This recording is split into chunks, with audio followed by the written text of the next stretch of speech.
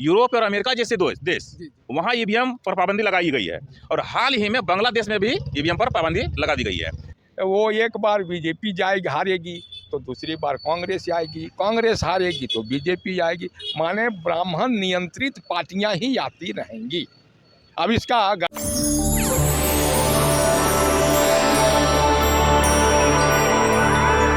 नमस्कार, मैं श्याम सुंदर। आप देख रहे हैं भारत मूल निवासी। दिल्ली के जंतर मंतर पर रोज ईवीएम के विरोध में रैली चल रहा है, धरना चल रहा है। बड़े बड़े वकील ईवीएम का विरोध कर रहे हैं। वहीं झारखंड में इसका आंदोलन करते हुए दिखाई दे रहे हैं। यहाँ के झारखंड के लोगों से बात करने की कोशिश करते हैं कि क्या चीज़ का आंदोलन है, धरना है, क्या चीज़ का। सर, क्या नाम है सर आपका? मंसूर अंसारी, तो सर, राष्ट्रीय मुस्लिम मोर्चा जिला संयोजक गिरिडीह। क्या चीज़ का धरना है सर ये? और ये धरना जो है, जैसा कि आप बैनर में देख सकते हैं, भारत मुक्ति मोर्चा के बैनर तले, और भारत मुक्ति मोर्चा का ही में बहुत सारे ऑफशूट विंग है जो इसमें सपोर्ट कर रहे हैं। उसी के तहत राष्ट्रीय मुस्लिम मोर्चा भी आज इस संगठन के में इसका सपोर्ट कर रहे हैं और धरना में अपना साथ सहयोग दे रहे हैं, और इसके साथ मिल करके और ईवीएम का विरोध किया जा रहा है। तो क्या कहना चाहेंगे सर इसमें पूरा? देखिए, ईवीएम का एक तरफ हम देख रहे हैं कि सरकार जो है सो ईवीएम को बचाने के लिए और चुनाव आयोग उसके साथ मिल करके ईवीएम को बचाने के लिए प्रचार प्रसार कर रहा है। दूसरी ओर बहुत सारे सामाजिक संगठन, यहाँ तक कि आम जनता का भी अब ईवीएम पर से भरोसा उठ चुका है। इसका कारण ये है, सुप्रीम कोर्ट का जजमेंट भी है 8 अक्टूबर 2013 का, कि ईवीएम से फ्री, फेयर एंड ट्रांसपेरेंट चुनाव नहीं हो सकता है। और बहुत जगह ये प्रमाणित भी हो चुका है। और इसमें देखिए, ये जो पोस्टर हमारे हाथ में है, इसमें 20 पॉइंट दिया गया है। ईवीएम किस तरह से ईवीएम द्वारा घोटाला किया जाता है और वोटों की चोरी की जाती है, और उसमें चुनाव आयोग किस तरह से संलिप्त है, सारा पॉइंट दिया हुआ है। इसमें पहला पॉइंट को हम जैसे डिफाइन करना चाहेंगे, इसमें दिया हुआ है कि टेक्नोलॉजिकल एडवांस कंट्री जो भी है वो ईवीएम पर पाबंदी लगा चुकी है। जहाँ पर हाई टेक्नोलॉजी है, जैसे यूरोप और अमेरिका जैसे देश, वहाँ ईवीएम पर पाबंदी लगाई गई है, और हाल ही में बांग्लादेश में भी ईवीएम पर पाबंदी लगा दी गई है। इससे प्रूफ होता है कि ईवीएम द्वारा वोटों की चोरी की जाती है और घोटाला करके उससे कोई खास पार्टी को जिताया जा सकता है। और इसी के तहत कांग्रेस और बीजेपी आपस में तालमेल करके और हमारे देश में भी ईवीएम का प्रयोग करके और हमेशा से चुनाव जीत रही है। और आम जनता की वोटों का जो अधिकार है लोकतंत्र में, मताधिकार जो है वह जीरो कर दिया गया है। इसी के विरोध में हम लोग चरणबद्ध आंदोलन कर रहे हैं। आज ये आंदोलन का दूसरा चरण है। तीसरा चरण फिर 16 जनवरी को जिला लेवल पर बड़े संख्या में रैली प्रदर्शन किया जाएगा, और अंत में जो चौथा चरण है वह 31 जनवरी को दिल्ली में ये चुनाव आयोग के कार्यालय पर लाखों लोगों का मोर्चा ले जाया जाएगा। और तो पहला पॉइंट में बहुत सारे चीज़ दिया हुआ है। 2009 में एक इसमें पॉइंट दिया हुआ है, 2009 में जर्मनी के कॉन्स्टिट्यूशनल कोर्ट ने ईवीएम को असंवैधानिक तथा गैर कानूनी करार दे चुका है। इसमें लिखा हुआ है, the German constitutional court is 2009 declare voting through electronic machine is unconstitutional and unlawful. मतलब यह संवैधानिक और गैर कानूनी घोषित कर दिया गया है। लेकिन हमारा देश जो है सो ईवीएम के समर्थन में अभी पूरा लगा हुआ है, और ये आम लोगों का जो वोटिंग का अधिकार है इसी के द्वारा छीना जा रहा है। हम तमाम सामाजिक संगठन अब ईवीएम के विरोध में सड़क पर हम लोग उतर चुके हैं, और ये जब तक ईवीएम समाप्त नहीं हो जाता है, जब तक बैलेट पेपर वापस नहीं आ जाता है, तब तक हम लोग का ये आंदोलन जारी रहेगा।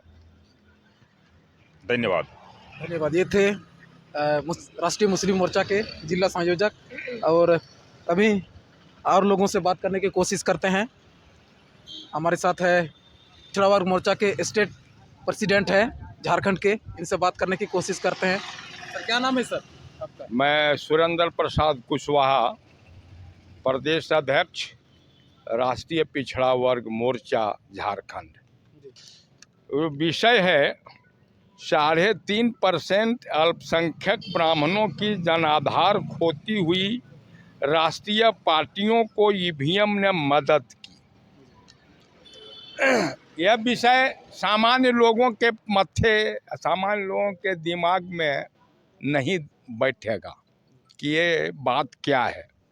दरअसल अपने देश में 5-6 जो राष्ट्रीय पार्टियां हैं वो सिर्फ ब्राह्मणों द्वारा संचालित पार्टियां हैं, और ब्राह्मणों की संख्या पूरे देश में 3.5% है।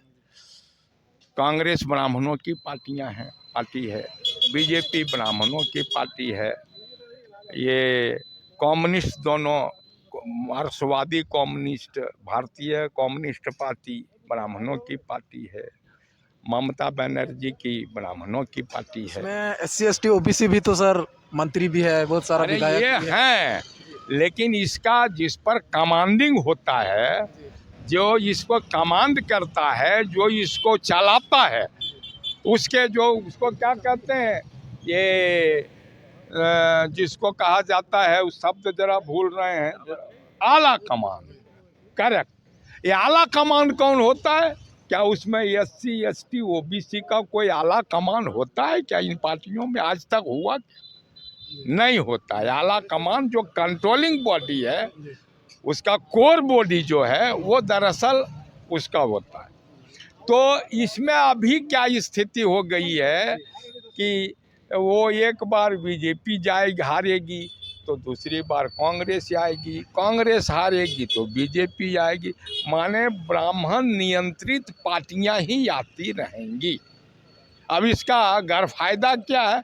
पक्ष में भी ब्राह्मणवादी पार्टी, विपक्ष में भी ब्राह्मणवादी पार्टी, ये दोनों मिलकर के अपने हित में संविधान में संशोधन करते हैं और अपने हित में ही वो सारा काम करते हैं। उससे देश का कतई हित नहीं हो सकता।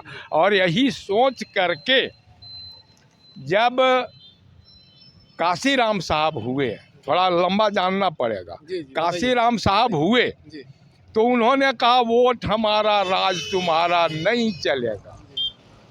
इंदिरा गांधी उस समय थी, वो समझ गई कि आज नहीं तो कल, कल नहीं तो परसों तो ये काम होगा, ये जगा रहा है, तब तो हमारा चल जाएगा। तो उन्होंने मदद लिया और EVM लाने का प्रस्ताव सदन में रखा, और वो EVM लाने का समर्थन विपक्ष में अटल बिहारी वाजपेयी साहब थे भाजपा के, इन्होंने समर्थन दिया, कम्युनिस्ट वालों ने समर्थन दिया, तब ये चेंजिंग हुआ।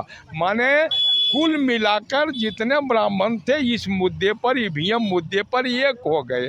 खाली राजपाट करने के लिए अलग अलग पार्टी, बाकी मुद्दा उनका सामान्य एक ही होता है, उसका उद्देश्य एक होता है, ब्राह्मण शासन खड़ा रखना, राजपाट करते रहना, यही उसका उद्देश्य है।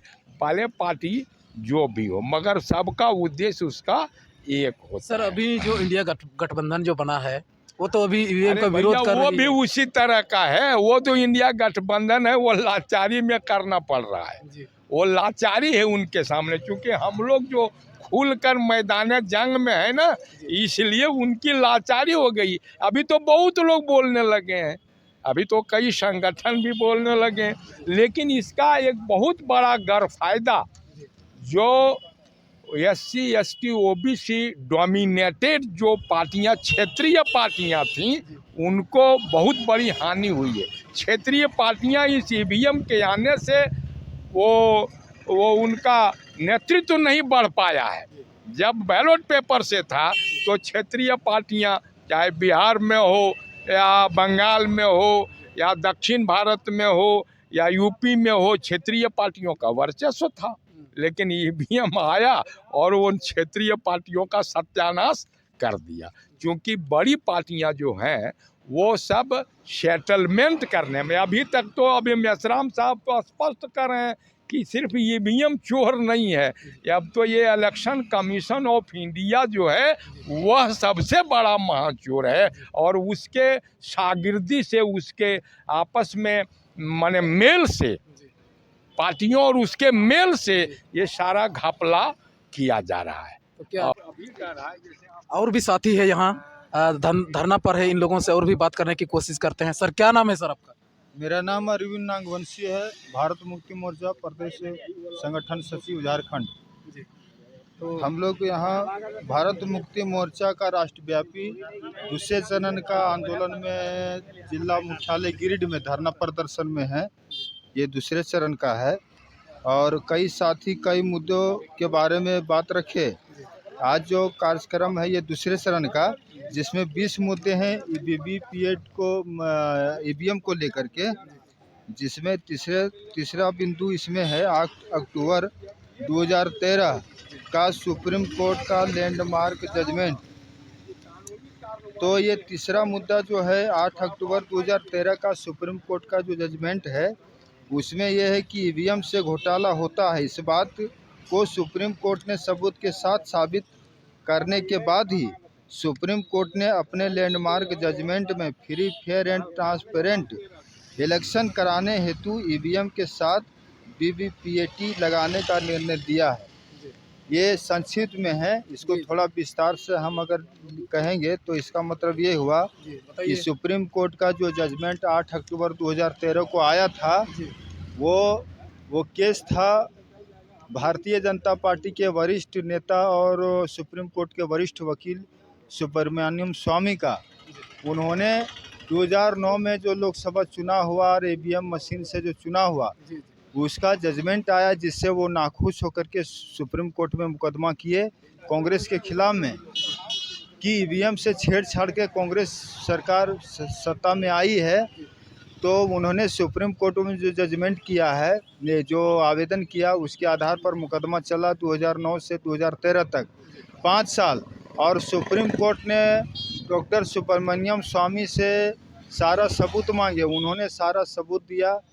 उसको सुप्रीम कोर्ट ने अध्ययन किया, अध्ययन पाकर उन्होंने सत्यता पाई और सत्य पाने के बाद उन्होंने जो जजमेंट दिया है कि मात्र ईवीएम से फ्री, फेयर एंड ट्रांसपेरेंट चुनाव नहीं हो सकता है, इसलिए इसके साथ वीवीपैट मशीन लगाया जाए, पर्ची निकलने वाली मशीन लगाया जाए।